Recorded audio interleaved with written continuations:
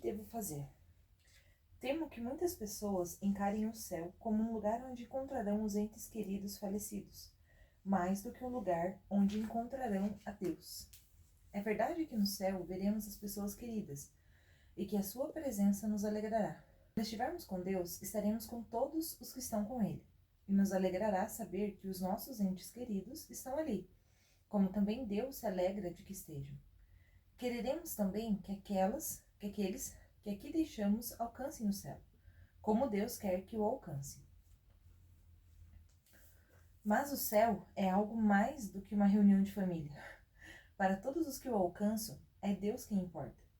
Numa escala infinitamente maior, será como uma audiência com o Santo Padre. Cada membro da família que visita o Vaticano sente-se contente de que os demais estejam ali. Mas, quando o Papa entra na sala de audiências, é para ele, principalmente, que se dirigem os olhos de todos. De modo semelhante, todos nós nos conheceremos e nos amaremos no céu, mas nos conheceremos e nos amaremos em Deus. Interessante, né? Porque não... Você consegue imaginar essa cena? Não sei. Eu acho que um pouco sim, mas com certeza não é real, né? Não é que nem... Não, que mas... nem é. É porque realmente, até em filme, essas coisas assim, é muito normal as pessoas ficarem tipo, com um final feliz, assim, que eu vou lá, vou ver meu pai, meu avô, não sei quem e tal. E se esquece de Deus, né? Eu acho que tudo isso é colocado no imaginário da gente, né? Desde sempre, assim, a pessoa morreu, tá no céu, um dia nos reencontraremos. Né? Essa é a fala do Pois é. velório. Mas, de fato, o céu é para quem ama Deus. Né? É para encontrar com Deus. É para ter o amor pleno. Então, se você tem o amor pleno, você vai se encontrar com o amor. E tudo será amado através do amor, né? Isso. Você pode até vir a encontrar as pessoas, mas esse não vai ser o ponto focal. Não. Você, tipo, beleza, você vai ficar feliz por encontrar a pessoa, mas não É é a aquele que te felicidade move. de Deus, é. É a felicidade por estar ali na plenitude. E é o que ele disse aqui, né? Quem entra no céu é porque entendeu que é por Deus. Então, se a gente tiver com esse pensamento de, eu quero ir pro céu só pra encontrar a pessoa que eu perdi, não vai entrar no céu. Não. Mas, Teu coração tá no lugar errado. No mínimo vai ficar no purgatório lá, purificando, pra daí poder entrar no... Tem que entender, né? Não, eu só tô com dificuldades de respirar. Nunca se ressaltará o bastante que a felicidade do céu consiste essencialmente na amorosa visão intelectual de Deus, na posse final e completa de Deus, a quem nesta terra desejamos e amamos debilmente e de longe. E se este há de ser o nosso destino, estarmos eternamente unidos a Deus pelo amor, segue-se daí que temos de começar a amá-lo aqui nesta vida. Claro, né? É aquela frase, né? Quem não ama Deus nessa terra vai fazer o que lá no céu? Deus não pode elevar à plenitude o que nem sequer existe. Se não há um princípio de amor de Deus em nosso coração aqui na terra, não pode haver a fruição do amor na eternidade. Foi para isso que Deus nos colocou na terra, para que, amando-o, estabeleçamos os alicerces necessários para a nossa felicidade no céu. Eu lembro da primeira vez que eu ouvi, acho que foi o cônego que falou pra gente, que se a pessoa não ia na missa, não rezava, até um atentado contra ela, você rezar uma missa de sétimo dia. Sim, porque ela nunca... Daí parece uma falta de caridade, assim, né? Mas, de fato, a pessoa nunca amou a Deus, nunca procurou a Deus, né? Mas e se essa pessoa tá no purgatório? Não valeria ainda assim rezar por ela? Pra que ela fosse amenizado o sofrimento dela? Pois é. Então, mas me chocou isso, mas de verdade essa pessoa não era católica. Aí você vai rezar uma missa pra ela? O trauma dela não faz sentido, né? Sim, bom. Teoricamente você nem faz ideia onde ela tá. Não, teoricamente não, na prática, né? Porque a gente não sabe onde que a pessoa tá.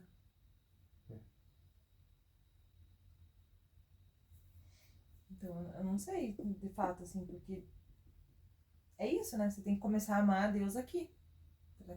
Pra amar plenamente lá. Que legal, né? Uma centelha, só um...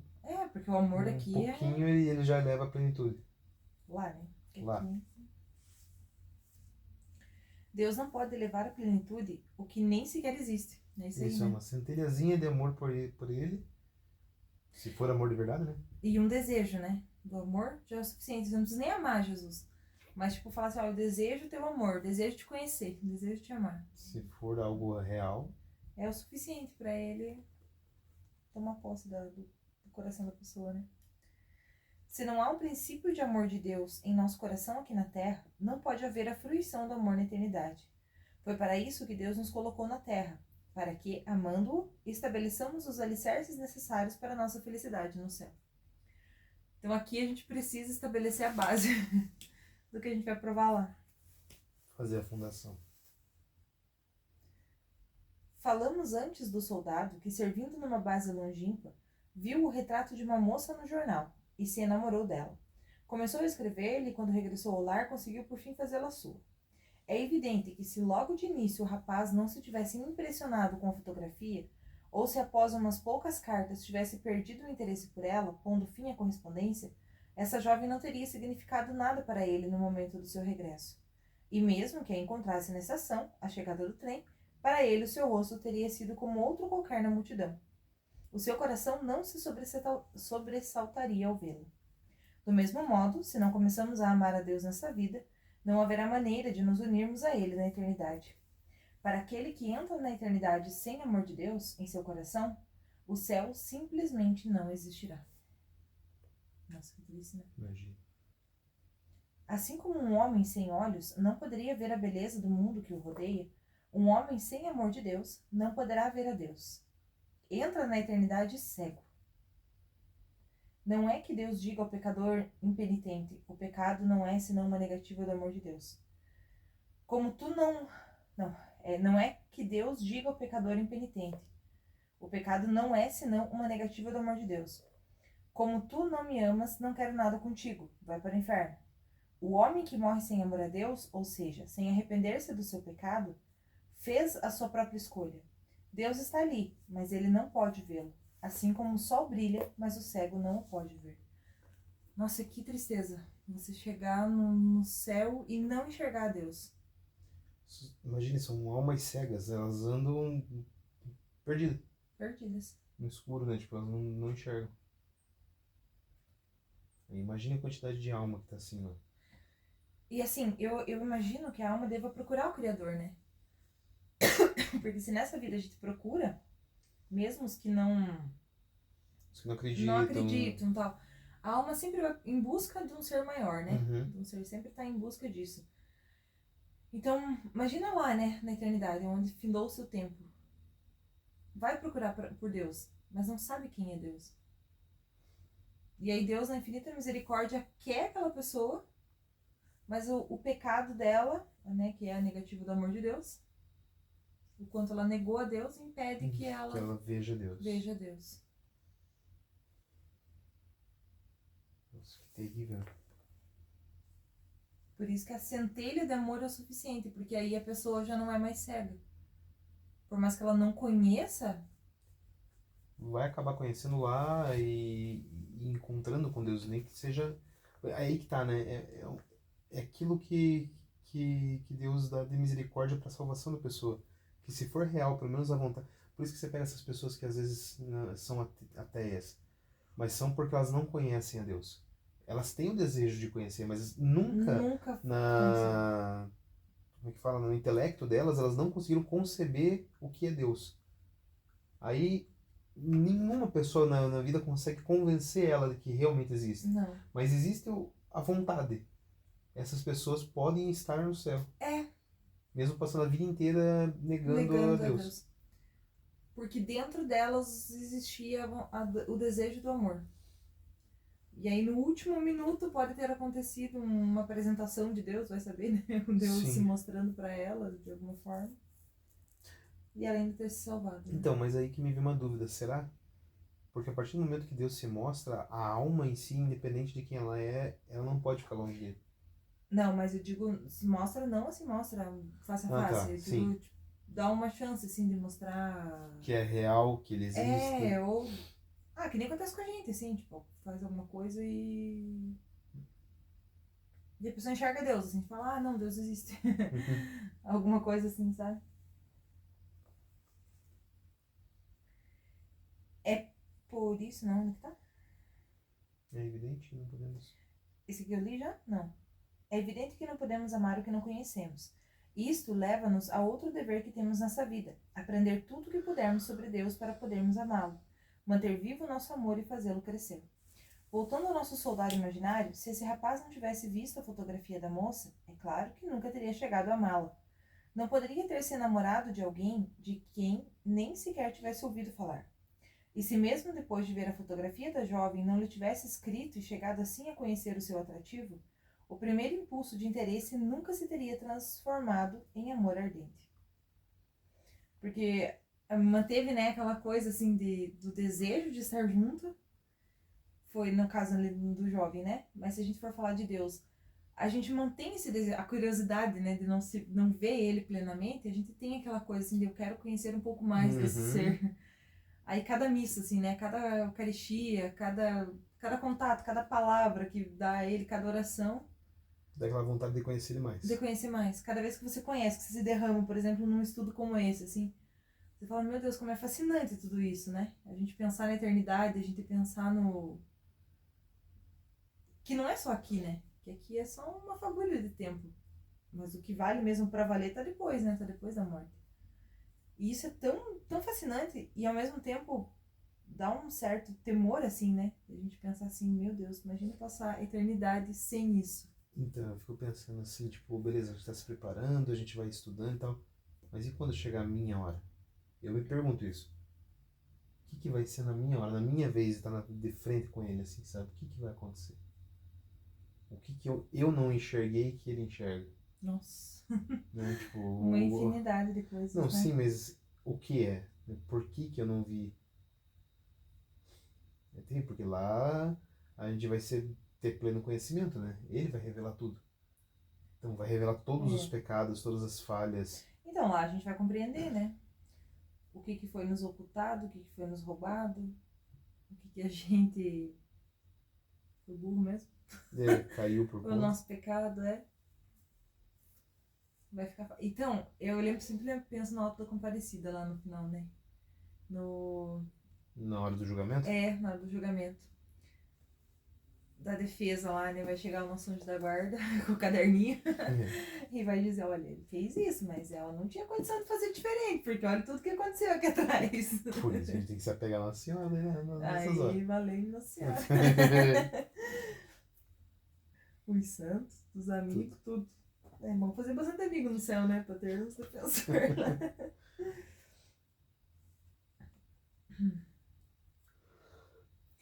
É por isso que estudamos religião.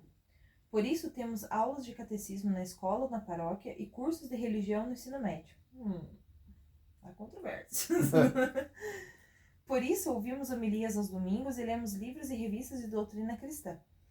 Por isso procuramos adquirir um conhecimento doutrinal apropriado ao nosso nível de cultura, através de círculos de estudo, palestras, etc. São parte do que poderíamos chamar a nossa correspondência com Deus.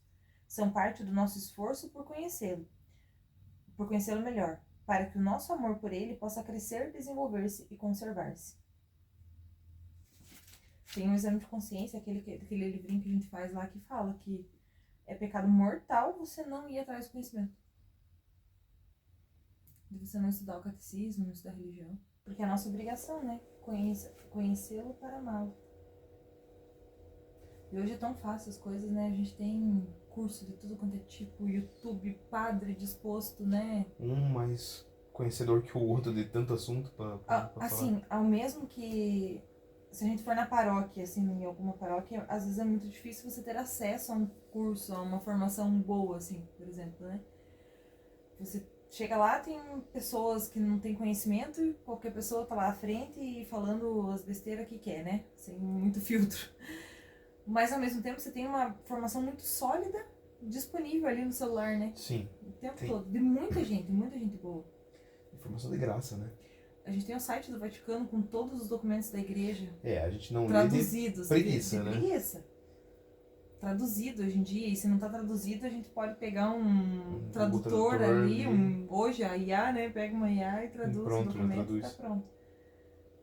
Mas ó, isso eu acho que vai ser cobrado da gente, se a gente não estudar. Porque diferente do tempo lá uns 400, 500 anos Ninguém atrás. tinha acesso. Ninguém tinha acesso, nem a Bíblia, né? Teve uma época que ninguém tinha Você acesso. tinha que contar com um padre estudado que chegasse na cidade, ou alguém estudado, que se dispusesse de tempo para ensinar. Aquele livro Educação dos Meninos ali, eu tava lendo, ele é, nem sei de que ano que é, mas é do Santo Antônio Maria de Claret, que ele é mais voltado para os padres formando os meninos para sacerdotes da época, né? Que eram os padres que os pais entregavam o menino para vocação. Os padres que descobriam a vocação e os pais entregavam para o padre formar ele.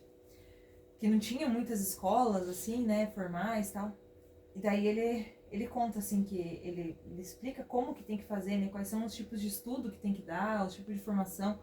A maneira que tem que ensinar os meninos a confessar, tudo. E é tudo o padre que pegava os meninos e ensinava isso, assim. O que a gente faz com os meninos hoje era o padre que tinha a responsabilidade de fazer. Bons tempos. Bons tempos. Nossa, e eu vi naquele livro o cuidado da alma, assim, sabe? Dos meninos. O cuidado para a confissão. E todos os detalhes, assim. Cuidava desde o momento do exame de consciência, da maneira que ele ia confessar o pecado, da maneira que o padre ia aconselhar para não tornar uma alma ou escrupulosa demais ou laxa demais, assim. Nossa, perfeito. A comunhão, a maneira que ia comungar, os sacramentos, tudo. E tudo isso era feito pelo padre. Hoje em dia a gente não tem padre o suficiente para isso. Para tudo isso, né? São comunidades muito maiores. Poucas vocações. Poucas vocações. Formações débeis. Mas ao mesmo tempo, quando a gente vai ver, Deus, ele é tão bom, sempre, né? Que não nos deixa desamparados. Sim, usa até da própria tecnologia. Pra que a gente... Carla Putis. Se a gente não tem quem nos forme, a gente tem a disposição para nos formar, né? Há, evidentemente, uma única pedra de toque para provarmos o nosso amor por alguém. É fazer o que agrada à pessoa amada, o que ela gostaria que fizéssemos. Servindo-nos uma vez mais do exemplo do nosso caro soldado. Se ao mesmo tempo que dissesse amar a sua namorada e querer casar-se com ela, se dedicasse a gastar o seu tempo e dinheiro com prostitutas e embebedeiras, seria um mentiroso de primeira classe. O seu amor não seria sincero, se não procurasse ser o tipo de homem que ela quereria que fosse. De modo semelhante, só há uma maneira de provarmos o nosso amor a Deus. É fazer o que Ele quer que façamos, sendo o tipo de ser humano que Ele quer que sejamos. O amor a Deus não está sobretudo nos sentimentos. Amar a Deus não significa que o nosso coração deva dar saltos cada vez que pensamos nele. Arrepio. Não se sentiu arrepio. Algumas pessoas poderão sentir o seu amor a Deus de modo emotivo, mas não é isso o essencial, porque o amor a Deus reside na vontade. Isso é muito interessante, né? Provamos o nosso amor a Deus não pelo que sentimos por Ele, mas pelo que estamos dispostos a fazer por Ele. É aquela coisa do servo, né? Aquele que diz sim e não faz, e o que diz não, mas vai lá e faz, né? Eu acho que é bem nesse sentido, porque você não precisa sentir o amor. É a música do Daddy Tibo, né? O amor chega sem avisar, e o sentimento pode fazer parte ou não. Não esqueci o nome da santa. Passou a vida inteira no deserto. A Madre Teresa de Calcutá. Madre Teresa de Calcutá. Mas ela não sentia nada, mas ela tinha a convicção. A decisão de amar a Deus. É isso que ela queria amar a Deus e ela sabia o que Deus queria dela. Porque todo mundo sabe o que Deus quer da gente. Ele deixou escrito. Tá lá os mandamentos, é só a gente seguir os mandamentos. Seguir a religião. Tem uma igreja, toda uma base, né, da igreja. De 2000 anos. Não é... A gente não precisa reinventar a roda, né? Não precisa fazer grandíssimas coisas e tal. Não, a gente tem que fazer o básico. Faz o arroz com feijão o ali. Arroz com feijão bem feitinho, bem temperadinho.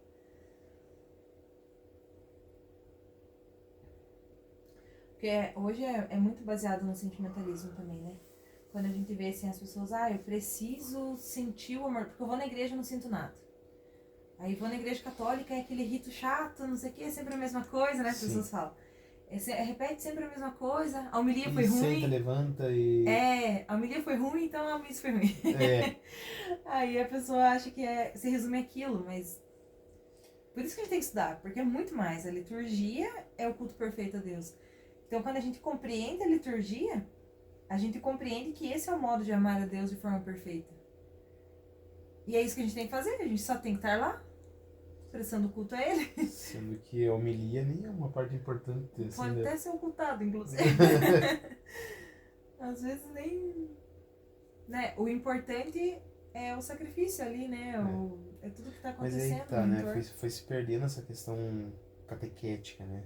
Protestantizando, na verdade, né? Também, as pessoas vão pra missa, mas elas não fazem ideia o que tá acontecendo. Não. Pra elas é a entrada do padre, aí já começa assim, não sei o quê, porque o padre usa aquelas roupas e não sei o quê, não sabe por que das roupas, não sabe por que do canto de entrada, não sabe o que tá acontecendo, não sabe o que tá acontecendo no perdão, não sabe o que tá acontecendo no glória, não sabe em lugar nenhum. Em lugar nenhum. Não sabe por que de ter as leituras, do porquê de ter o passo a passo da missa até chegar, né, no auge ali. Todo o caminhar, o calvário. Não até se chegar ligam não nisso. se liga nisso, né?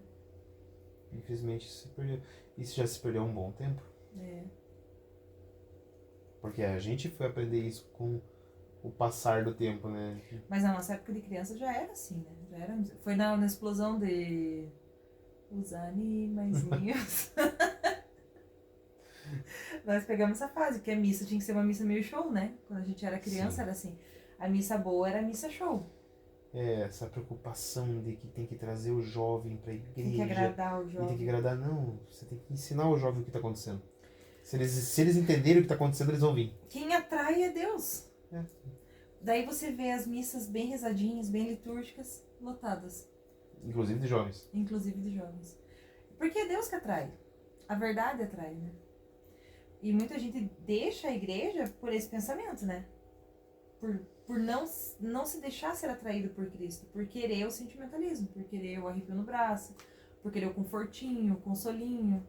E às vezes, eu acho que muitas vezes a pessoa abandona a religião católica, vai pro protestantismo, porque provou um golinho ali dentro, nos suas missas shows ali, nos seus eventos shows ali, que dão um pouquinho de sentimentalismo. Aí a pessoa prova aquilo e quer mais daquilo. E daí pra ela já não tá suficiente Não quer o transcendente, né? Ele quer o imanente, ele quer sentir na pele o pelo levantar, o coração arder. Mas... a cura acontecer. Né? Quer ver a cura acontecer. Quer ver a cura, quer ver... Mas não quer ver o caminho do céu abrir no coração, né? Porque a nossa religião é da cruz, sempre foi. E vai ser assim até o fim dos tempos. Então, por isso que o amor... olha que é muito forte isso. Porque o amor a Deus reside na vontade. Porque se você não tem vontade de amar a Deus, você não resiste. Não. Porque quanto mais... Dá pra chorar até ele falar isso. Você pode ir pra qualquer religião que você não vai encontrar Deus. Não vai encontrar. Porque quanto mais você se aproxima do amor, quanto mais você se aproxima de Deus, mais a tua cruz pesa. Mais você se aproxima do sofrimento. Porque o amor, ele é provado na dor. Então não tem como. Jesus, no ápice do amor, foi o ápice da dor dele. Então quando a gente vai, cada vez que a gente se aproxima mais de Jesus, mais a gente fica parecido com ele, mais o nosso amor cresce, mais o sofrimento vai padecer. Mais o nosso sofrimento vai aumentar. Vai aumentar. Ó. Caiu o bagulho. Eu tenho um lápis aqui, eu te empresto. E mais a gente vai entendendo o sofrimento também. Porque quem foge do sofrimento da verdadeira religião, que é a religião católica, é porque está procurando prazer. Sim. O consolo imediato. Aí você não encontra o consolo imediato na igreja católica, porque a igreja, você chega na igreja católica e ela fala pra você que você tem que abraçar a tua cruz e tem que sofrer junto com Cristo. Muitas vezes a cura não vai vir nessa vida. Eu tô vendo alguns padres em alguns cortes na internet que eles estão se movimentando e fazendo isso, tipo, no momento da comunhão falando, olha, se você tá em pecado, não se aproxime. Eu vi. Se vista de uma forma, como é que fala? Condizente com o lugar, né? Isso. Enfim, eles vão falando de tudo essas coisas e vão dando uma catequese. E as pessoas não querem ouvir isso. Não. Imagine se começar a abrir o catecismo e despejar todas as regras. E quando você vê os comentários, né? Porque Deus não se importa com a tua roupa. Porque, cara, é muito... Então, é muito mundano. É muito material. A gente Isso. tá numa era de sentimento de material De de fato, superfície. Deus não vai se importar com a tua roupa, mas não é essa a questão. Não é que Deus se importa. É como é que tá o meu coração pra chegar. Eu tô Isso. cega a partir do momento que eu não me importo como eu vou me importar pra Deus, como eu vou... É que é muito complicado, porque o negócio é muito mais embaixo, né? Quando a gente começa a pensar. Porque quando eu quero estar próximo de Deus, é aquilo que dizia no livro ali, né? Eu vou enxergar Deus, eu não vou estar cego. Mas quando você tá cego, você acha que tudo aquilo não importa, mas você não conhece Deus verdadeiramente.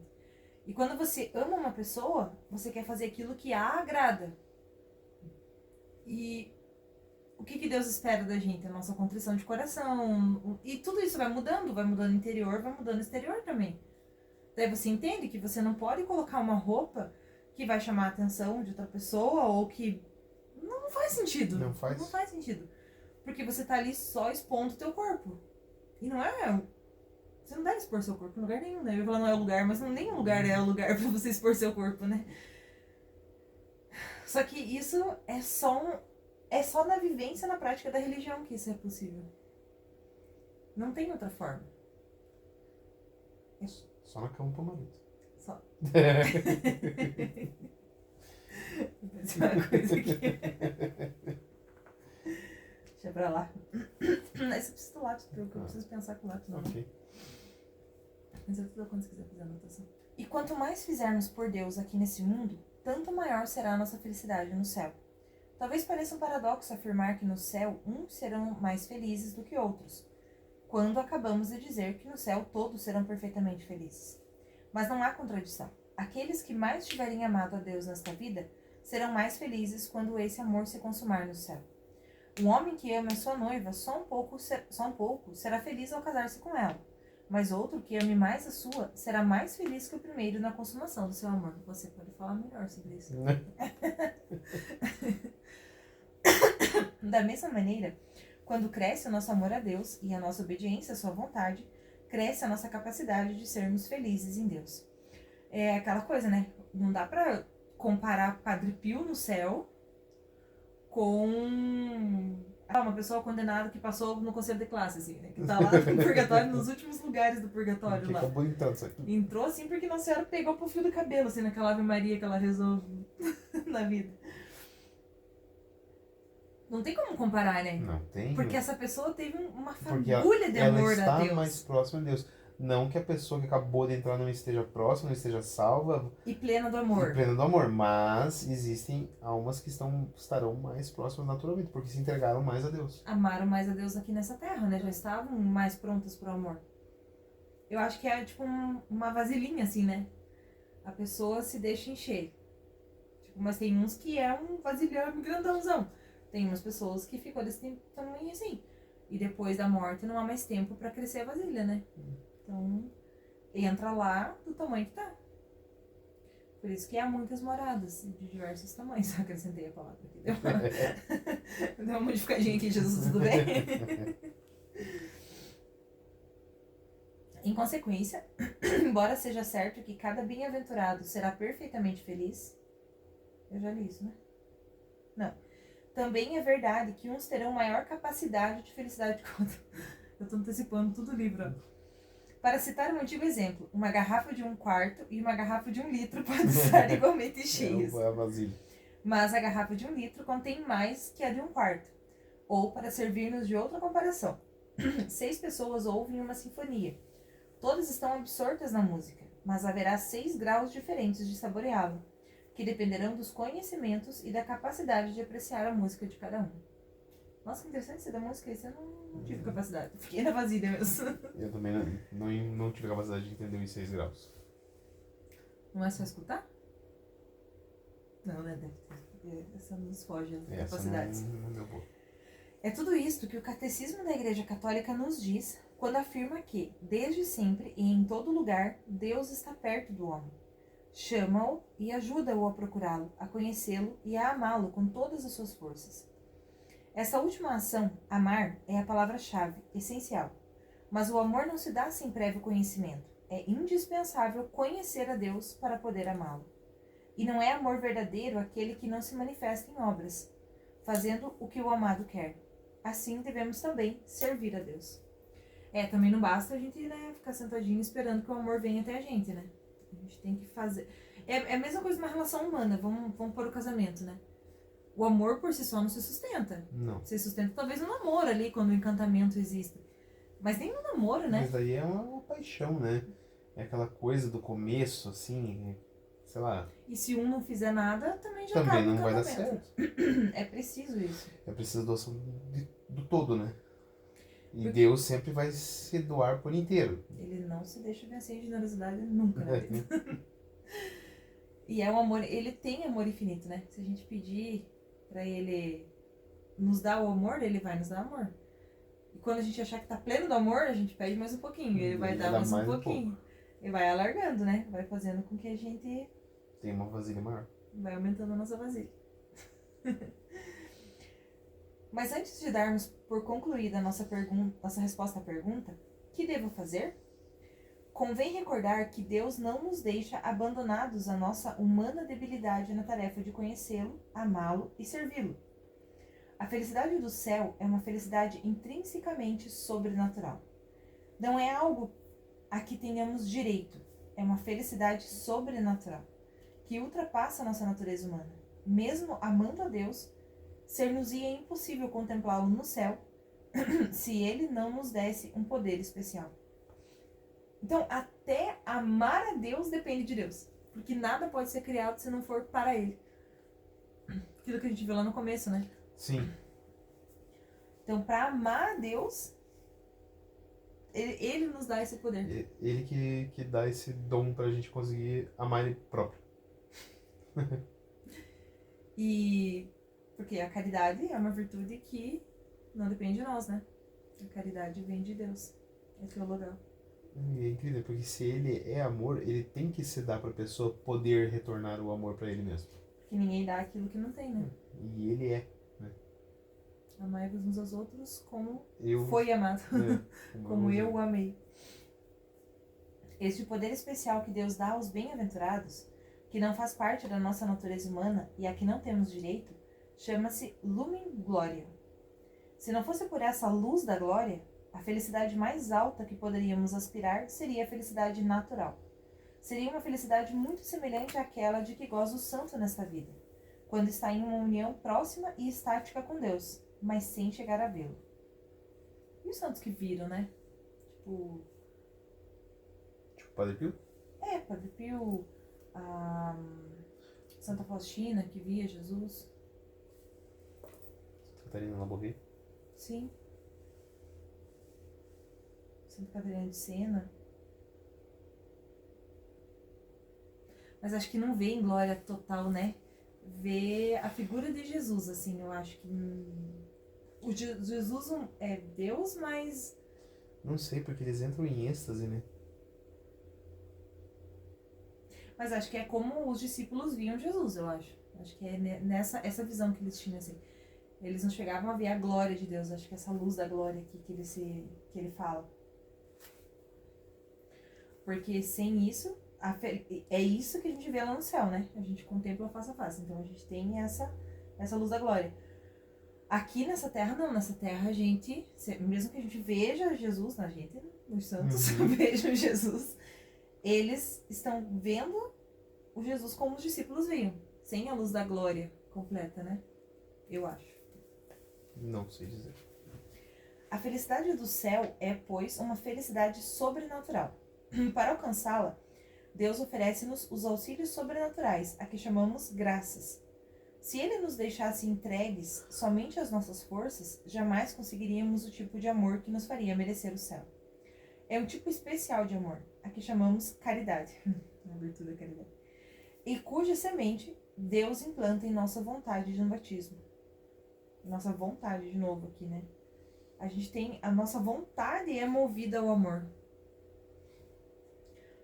Se cumprirmos a nossa parte, procurando, aceitando e utilizando as graças com que Deus nos provê, este amor sobrenatural crescerá em nós e dará fruto.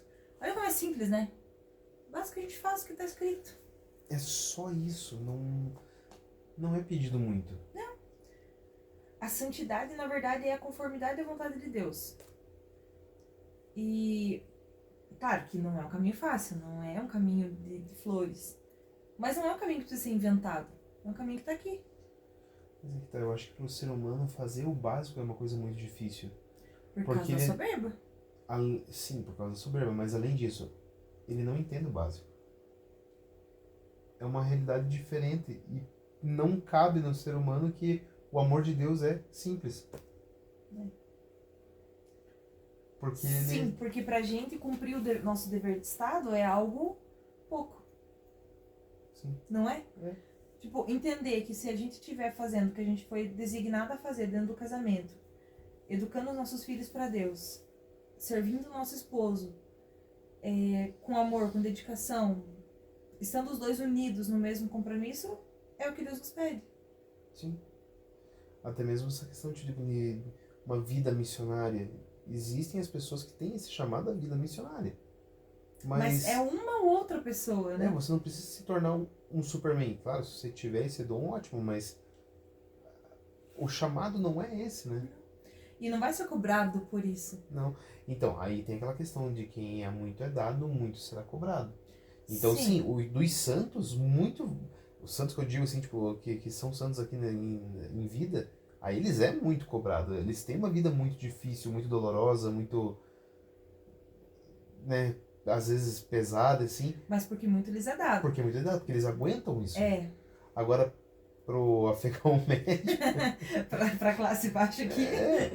É o mínimo. É o mínimo, é o mínimo. Mas mesmo os santos, os grandes santos, São João Bosco, por exemplo, mesmo ele, que é um santo que estava lá nas altas moradas, que tinha experiências místicas, que tinha tantas coisas, mesmo ele tinha que cumprir o seu dever. Porque ele tinha que alimentar seus filhinhos, ele tinha que cumprir o seu papel de padre, ele tinha que confessar, tinha que rezar a missa. Exatamente, ele tinha que fazer o mínimo dele. Foi lhe pedido o oratório? Foi, mas antes de tudo ele tinha que ser o padre. E antes de tudo ainda, ele tinha que honrar a mãe dele. Sim. Então... Dona Margarida. A mamãe. Santa Margarida, pra mim. Ela é santa. Já deu. Entendi. Entendeu? Já verifiquei. Mandou uma cartinha pro Vaticano lá e disse, viu, já essa aqui... Cancela aí, que essa aí já tá fique tranquilo, essa eu já fiz. Já elevei os altares. Adiantei o serviço, pode partir pro próximo. Já elevei os altares dela, tá tudo certo. Santa Diana, por exemplo, né? Vamos olhar ela. O que de tão grandioso, assim, tipo, ela fez? Ela era uma mulher, casada, médica. Claro que ela era uma excelente médica, uma excelente mãe, uma excelente esposa. Tudo ela fazia com excelência, porque ela fazia para o amor. Então ela era uma excelente cristã na religião dela, ela atuava na igreja dela, tinha lá a formação das meninas, tudo que ela fazia. Mas ela era toda pro marido dela. Depois que ela se casou, ela deixou as meninas de lado e foi viver a casa dela. Se abriu a vida, queria os filhos, atendia na medicina, mas jamais deixou os filhos de lado. Quando o marido viajava, ela assumia as condições da casa. Era isso, ela tinha a vida dela simples, no mínimo. E o que ela fez de tão extraordinário? O mínimo. O que estava na regrinha lá. Dê a sua vida ao próximo. Ela, no fim, ela teve que fazer uma escolha, ela, pela vontade, ela escolheu manter a vida da filha. Sim, parece uma vida tão simples, mas é grandiosa. É grandiosíssima. Porque ela fez aquilo que Deus queria dela, que ela fizesse. Ela cumpriu a vontade. A própria Sagrada Família, né? Tô olhando aqui o quadro Do Nossa Senhora do Desterro. Nossa Senhora do Desterro. Que grandíssimos feitos fez a família de Nazaré. Tanto que Jesus, quando falou que era esqueci a cidade dele que ele nasceu. Belém? Não, onde que é? Nazaré? Nazaré. Falei Nazaré. Não, mas que ele era de Nazaré. Não pode vir coisa boa de Nazaré. Tanto que nem sabiam quem era José e Maria. Eles viviam no escondimento. Por quê? Viviam uma vida simples e pacata. Cumprindo aquilo que Deus queria que eles fizessem. Tava lá Nossa Senhora tecendo o manto. Isso. Quando chegou a hora dele, e ainda chegou adiantado, porque Nossa Senhora adiantou os lados. Adiantou os lados. Jesus já era um com o Pai, ele mesmo não fez nada, até o início da sua vida pública. Ou seja, era aquilo que ele deveria viver. Era tava lá viver em aprendendo família. a carpintaria. Aprendendo carpintaria, outros serviços. Claro que deve ter tido fatos ali, né, na vida, porque ele era Ele deve ter. era Deus. É, Mas ao mesmo tempo, não tantos. Porque senão ele teria se destacado desde exato. cedo, né? Ele teria se tornado conhecido desde muito pequeno, ameaçado desde muito pequeno, teriam registros dele muito pequeno, e não foi nada extraordinário. Não. Foi uma vida comum. Bem comum.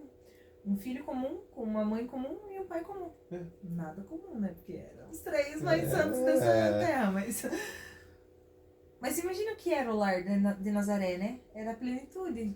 Era São José batalhando para ter o trabalho dele, Nossa Senhora mantendo ali o lar, a família, Jesus honrando o pai e a mãe, ajudando em tudo que precisava. Naquele livro da Ana Catarina de Merique, da vida do... Eu esqueci o nome. Morte e paixão... Não sei, uma coisa assim, Jesus. Ela conta que Nossa Senhora tinha um quarto só pra ela, onde ela fazia os deveres dela, cumpria os trabalhos dela e ia pro quarto pra estar em oração. Eles estavam sempre em família, mas ela vivia muito no quarto dela. No quarto só dela. Pra ficar em oração. Em contato com Deus Pai. Com Deus Pai. Pra ter a... Porque é isso também, né? Isso tudo só é possível se a gente tiver uma vida de oração. Porque não tem como, é impossível você fazer a vontade de Deus se você não conhecer a vontade de Deus. E você só conhece a vontade de Deus através da oração. E só se conforma a ela através da oração. Porque senão a soberba tomar conta mesmo. A gente vai achar assim, é muito pouco eu estar aqui na minha casa, estudando meu livrinho, e isso é suficiente para eu entrar no céu? Criando os meus filhos, nossa, mas eu fui formada para mais que isso. Eu fui formada para ser gerente de uma grande empresa, né? É o pensamento hoje em dia. Poderia estar lá, mas não, tô aqui limpando o vômito de criança. É o pensamento de hoje, né? Parece muito pequeno, assim, tô aqui limpando vômito de criança. Mas não, eu tô aqui formando almas. Você tá lá trazendo, sustentando toda essa estrutura. Não, você não tá lá sendo um gerente, um coordenador, um não sei o que na tua empresa. Não, você tá... Eu tô cuidando da minha família. Porque é onde Deus quer que você esteja para que o sustento da casa seja feito. E lá no trabalho também seja luz, né? Sim, lá eu preciso ser justo, primeiro de tudo, né? Ser luz, que você falou. E é isso, com foco em eu estou fazendo aquilo para Deus, para amar a Deus, para honrar a Deus. E por consequência disso eu acabo cuidando de tudo. Sim. Porque tá ordenado. Tá ordenado. Porque Deus está em primeiro lugar, como diz São José Maria Escrivá, santificando o seu dia, né? Do início ao fim. E por isso, por você estar lá, eu consigo ter uma vida aqui, onde eu consigo dar suporte para os meus filhos, consigo educar eles, olhar cada passo deles, saber que eles estão... Olhar o que eles precisam, cuidar os vícios que eles têm, os defeitos que eles têm. Conhecendo eles a fundo para poder isso, né? Levando eles a Deus, né? O ordinário. Bem vivido. Isso que estamos bem longe do bem vivido. Então. O céu é uma recompensa sobrenatural que alcançamos vivendo a vida sobrenatural. E essa vida sobrenatural é conhecer, amar e servir a Deus, sob o impulso da sua graça. Este é todo o plano e toda a filosofia de uma vida autenticamente cristã. E isso é lindo também, porque pode parecer muito difícil, mas Deus dá a graça para o estado de vida que a gente tem. Sim. Junto com o sacramento do matrimônio vem a graça necessária, porque Deus vem junto, né? Jesus vem junto quando a gente casa. Então, a gente recebe a graça necessária para educar os filhos, para casar. A gente só não tem essa graça, a gente a nega, né? E é isso que tá, né? Tipo, essa questão... eu quero ter muitos filhos. Ou eu quero ter 2 filhos. Eu quero ter... Não é o que você quer. É a abertura à vida para que você aceite aquilo que Deus quer. Não só a abertura à vida, a abertura à vontade de Deus em todos os âmbitos. A abertura à vida, com V maiúsculo, né? Porque exato, é a abertura total, a vida, o caminho, a verdade e a vida, né? Em todos os sentidos da vida. A partir do momento que você se abre, ele... Olha, a gente, né? Como era difícil ter um filho. Isso. Aí era difícil ter 2 filhos. Aí era difícil ter 3 filhos. Mas era difícil ter 4 filhos, já tá chegando o 5º filho e tá tudo bem. E tá tudo aí, Porque é difícil, o que é difícil? Né? Você alimentar os 4 ao mesmo tempo, você colocar eles pra dormir, são crianças. E a graça vai vindo. Porque a gente olha assim e fala, meu Deus, eu não vou dar conta de 4 crianças pequenas mais um bebezinho. Mas dá. Dá. Dá. E quando você vê, você A tá gente muito arranja mais jeito. forte, você mal dorme à noite e você tá tudo. Você tá bem no outro dia. Cansado às vezes, mas você consegue relevar aquilo. Coisas que se eu olhasse pro Otávio de 7 anos atrás não conseguiria. Não. Não conseguiria passar uma noite em claro e. Porque foi um passo a passo, né? A graça foi acontecendo à medida que fomos precisando. Isso. Que não dava pra achar de rompante também. Não. Né? Não precisava, na verdade, Não. né? Naquele momento. A graça que a gente precisava era pra um filho. Pra passar por aqueles perrengues de um filho. Agora a gente precisa de uma gracinha um pouquinho maior. Agora pros 4 Mas vai. filhos. E como isso vai dilatando o coração? A partir do momento. Não é fácil, né? Porque a gente sabe que não é nada fácil.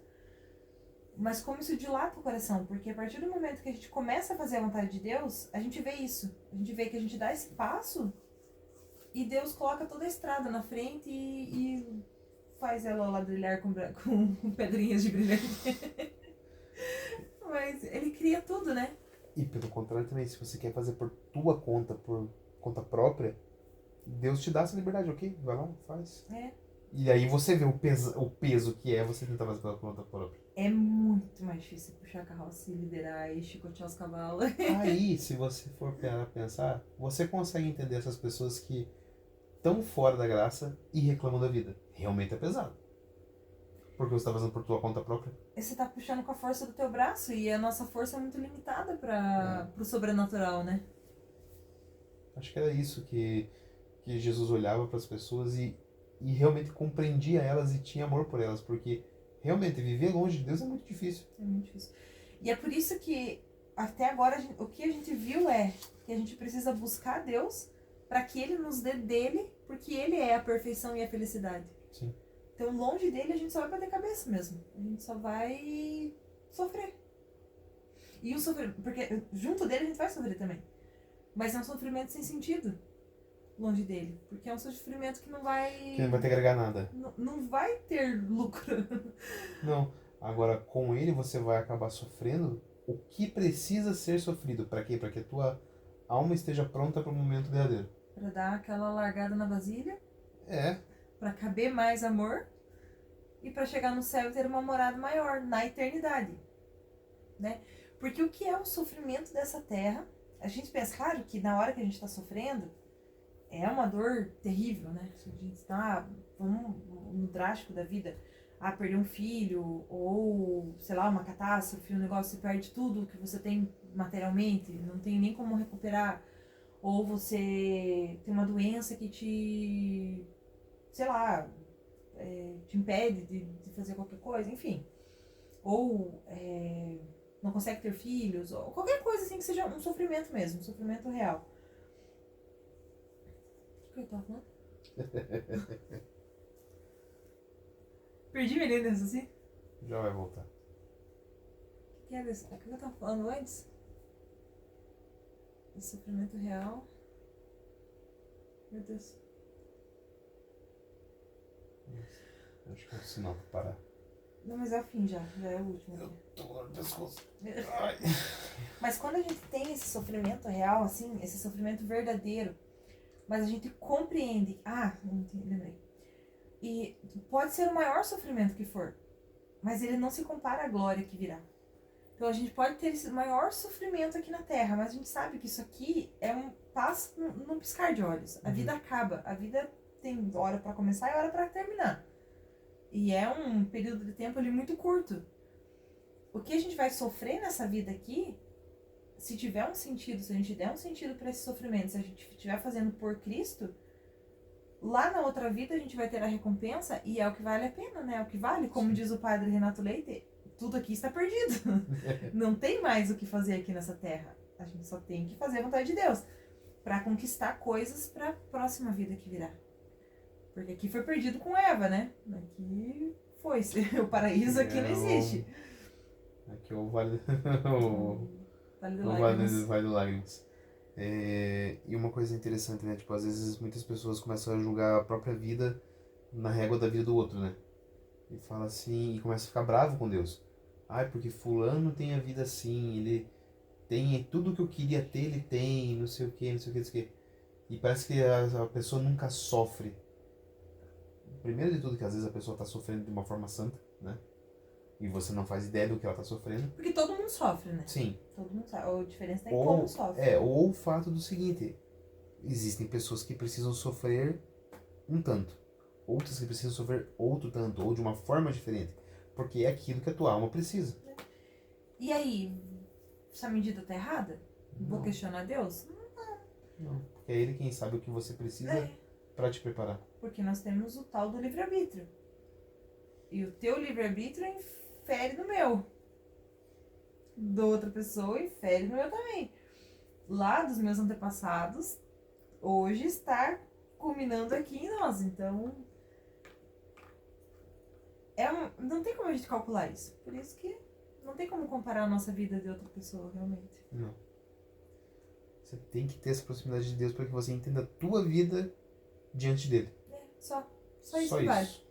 Quem eu sou diante de Deus. A régua é essa. Ai, é finito? Finito, eu tô com o pescoço. Só um velho. Caramba.